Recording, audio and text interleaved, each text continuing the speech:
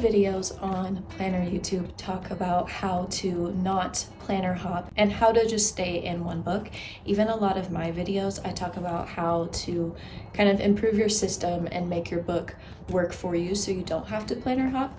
However, I do think there is a time and place for planner hopping, and this actually just happened to me recently. So I wanted to walk you guys through my process and kind of explain why I encourage planner hopping and when I think it's appropriate and, necessary to do it. So sometimes it can feel disheartening not to have your whole year in one book, but a year is a long time and it's a lot of time for your personal wants and needs to change, and with that can sometimes result in a planner hop, and there is no shame in that. I actually started to get the urge to planner hop for 2024 recently with my HON. The more that I flipped through it, the more kind of like wrong it felt to me, and I love the Cousin, but something that I didn't even realize that I loved about this current book is just like the flexibility and ease of flipping through the pages, like folding the book back on itself. And I didn't even realize that I was missing these things until I started holding the HON in my hands and I started like planning in it. I'm a very tactile person, and I knew that if this was something that was bothering me now, it was going to bother me for the rest of 2024, and that discomfort wasn't worth it to me, especially when I knew that I had an alternative that worked better. So I am deciding to planner hop for 2024.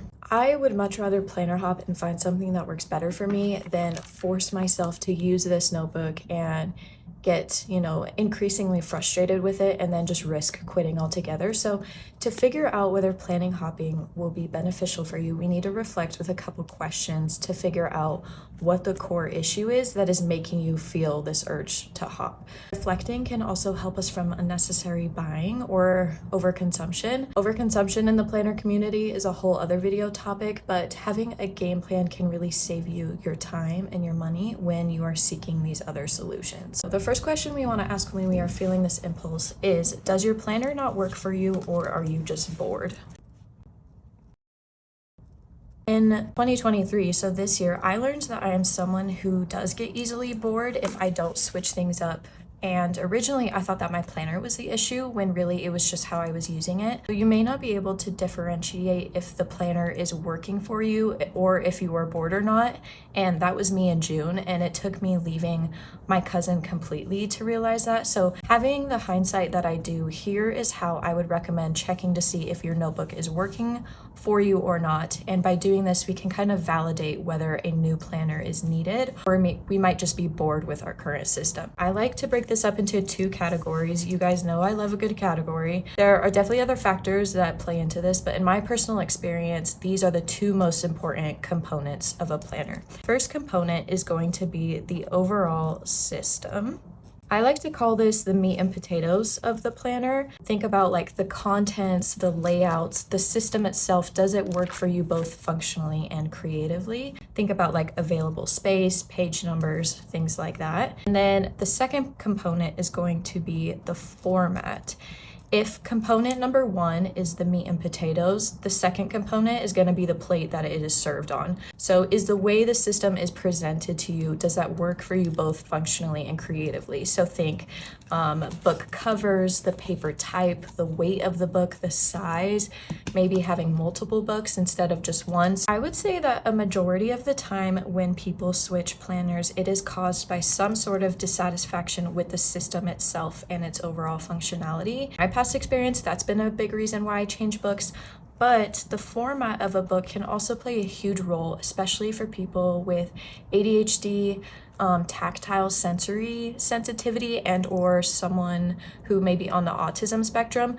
The format and overall feel of a book can just be a huge factor in someone's overall comfort and enjoyment of planning. Functionality is great, but if your book doesn't feel comfortable for you, then that can sometimes cause discomfort, which can just lead to overall planner dysfunction. So using me for an example, I know that I'm a really tactile person. To me, my current Cousin feels like a perfectly used deck of cards. There's just an ease and a different feel to a deck that's been handled a lot versus a brand new deck of cards made of really hard cardstock.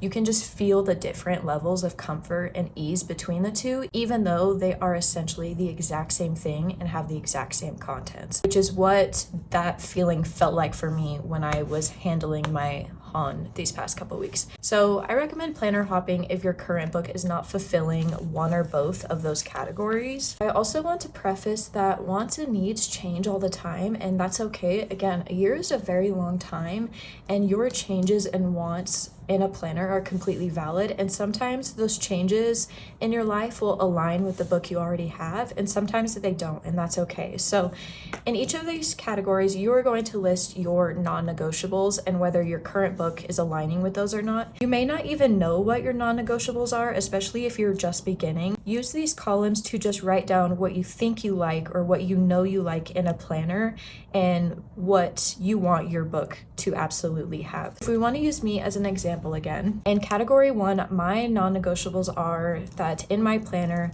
I need monthly, weekly, and daily pages. I need a little color variety. Don't like black and white planners.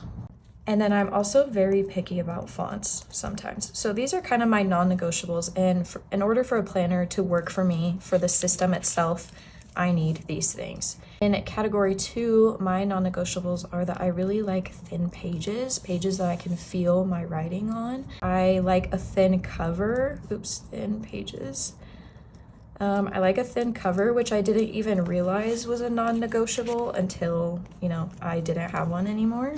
Some sort of flexibility with the cover, being able, to add attachments or clear covers, just having that flexibility. My ideal size is between a B6 and an A5, and usually I like 1 to 2 books. Usually just 1, but sometimes I like to dip into 2. If we go back to that analogy, category 2 is going to be the size and design of your dinner plate. Category 1 is the actual food, or like the meat and potatoes of your planner. Depending how important each non-negotiable is for you, I would proceed from there. You could rank these if that helps. For me, if even one of these is missing in my book, I feel that impulse to planner hop and find a new one that actually meets all of my needs. But you may be someone who can make it work. And this is going to be really unique to every person. So the most important part is just asking yourself what you like and what you need when it comes to planning. Once you have all your non-negotiables, if your current book meets all your non-negotiables, then your planner probably does work for you and you are just bored. So if you are just bored, I recommend experimenting with your layouts, maybe trying, different setups, different systems. I get bored a lot. I'm an Aries, I'm very impulsive, and I'm always kind of moving on to the next new shiny thing. And so for me, in the beginning, I thought that my planner was not working for me, but really I just needed to switch things up in my book and just experiment a little. So if your current book has all your non-negotiables and you are happy with the meat and potatoes, you're happy with the plate that it's served on, there's nothing really that you can think of that you would want to change about your book, then you might just be bored, and it might just be, your overall system that you need to make some small tweaks to, and you don't actually need a new planner. But if there is something missing in your non-negotiables, or maybe you want to try something new that you think might really help you functionally, then that's when I would recommend planner hopping. I have decided to use this Cousin until March and purchase another spring edition of the Cousin when they release in February. I actually really like the April start. My birthday is in April, and it's just my favorite month in general. So for me, having a spring start planner just scratches an itch in my brain. So I will be staying in this Cousin until March. I'll still be moving into my January start weeks planner that I purchased. That hasn't changed. But for my main book, I will no longer be using the HON, and I will be going back to this soft cover edition of the Cousin. Still use my HON for planning. I'm gonna use it for videos and scratch paper. I definitely don't want to waste it, but this just won't be my main planner for 2024 anymore. Next time you feel the urge to planner hop, just hop with a plan and not on impulse, and I believe in you. I'll see you guys next time.